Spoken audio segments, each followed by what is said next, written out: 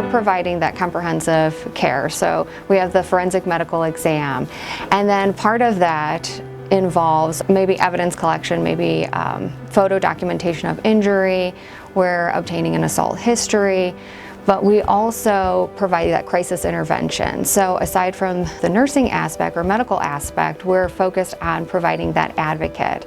The advocate then provides emotional support, and then they're going to really be the assistant with the critical decision making. And a lot of that is going to be for our discharge planning, our safety planning, and aftercare. For me, the biggest impact is when that advocate is able to make a connection with the patient. And when I talk about that trauma response, there's no right or wrong way for a patient to respond. So, we have patients who maybe are going to be indifferent, angry, kind of reserved, or very open with sharing.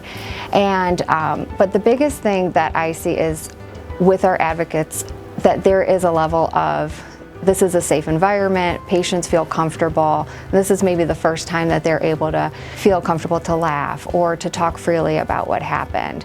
And we talk about that trauma-informed response. And as much as we don't want necessarily the patient to have to repeat the story over and over again, we recognize that, letting them be aware that this might happen, or there are certain circumstances where, you're gonna have to, talk about the assault more than once.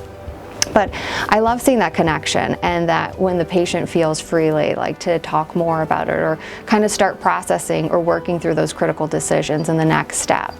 Because it's a long process and not everything's going to happen right there in the emergency department, but kind of paving that path for them really is going to be the biggest support system. I often talk about how as much as they're here for the patient, they're definitely a benefit for our wellness during the coping and getting through a case. But that's one thing that I loved about victim assistance through the pandemic, is that we worked really closely together. We developed systems that if we weren't able to have an advocate within the hospital, we were able to still connect patients to an advocate.